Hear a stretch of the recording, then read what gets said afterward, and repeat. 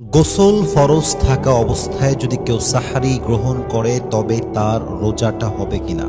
That's a very important question. A lot of people they have asked this question to me, যে আসলেই যদি আমার উপরে ফরজ গোসল থাকে এবং আমি সাহারিটা গ্রহণ করি অপবিত্র অবস্থায়, তবে কি আমার রোজাটা আদায় হবে কিনা?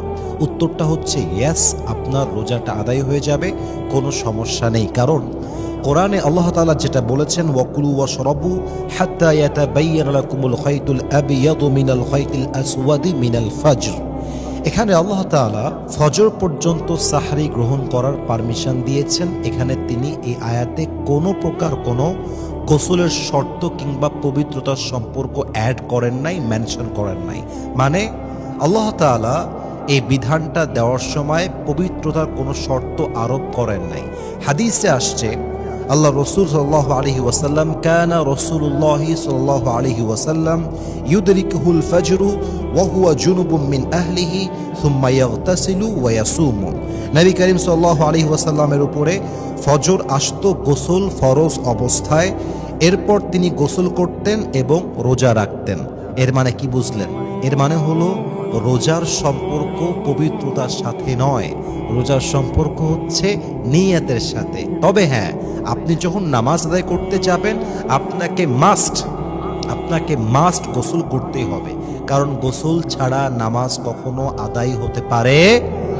তাহলে ক্লারিফিকেশনটা আমরা কি পেলাম? গোসলের সম্পর্ক রোজার সঙ্গে নয়, কারণ রোজাটা পবিত্রতার উপরে ডিপেন্ডেবল নয়, কিন্তু নামাজের সঙ্গে গোসলটা সম্পৃক্ত, কারণ নামাজটা পরিপূর্ণরূপে পবিত্রতার শর্তের উপরে আরোপ করা হয়েছে। পবিত্রতা ছাড়া নামাজ আদায় হবে না। এখন দেখেন, আপনি ঘুম থেকে উঠেছেন, ঘুম থেকে উঠে দেখছেন যে সাহারের সময় খুবই কম বাকি আছে, মনে করেন 10 মিনিট বাকি আছে। যদি আপনি গোসল করতে যান, আপনি আর সাহারিটা গ্রহণ করতে পারবেন না, বড় একটা চ্যালেঞ্জ হয়ে যাবে। সেক্ষেত্রে উচিত হচ্ছে ফরজ গোসলটা পরে করা, আগে সাহারিটা গ্রহণ করে নেওয়া। আজান হওয়ার পরে গোসল করে নেবেন, বাস ফজরের জন্য রেডি হয়ে যাবেন। বাকি আমার একটা কথা আমি বলতে চাই, সেটা হচ্ছে ইসলামের বিধান বা ইসলামের দেওয়া সবচেয়ে উত্তম পন্থা হচ্ছে ফরজ গোসল যখন হয়ে যাবে তখনই করে নেওয়া। ডোন্ট বি লেট, দেরি করতে যাবেন না। এখন যুবকদের প্রবলেমটা কোথায়? স্বপ্নদোষ হয়েছে, ফজর সময় ঘুম থেকে উঠছে, এখন ঘুম থেকে গোসল করতে লজ্জা লাগে, কারণ বাপ মা দেখবে, এই সেই ঝামেলা, অনেকে ভয় পায়। এটা আসলে লজ্জার কোনো বিষয় নয়, এটা মানুষের নেচার, এটা স্বভাব। আপনি গোসল না করলে আপনার পবিত্রতা আসবে না।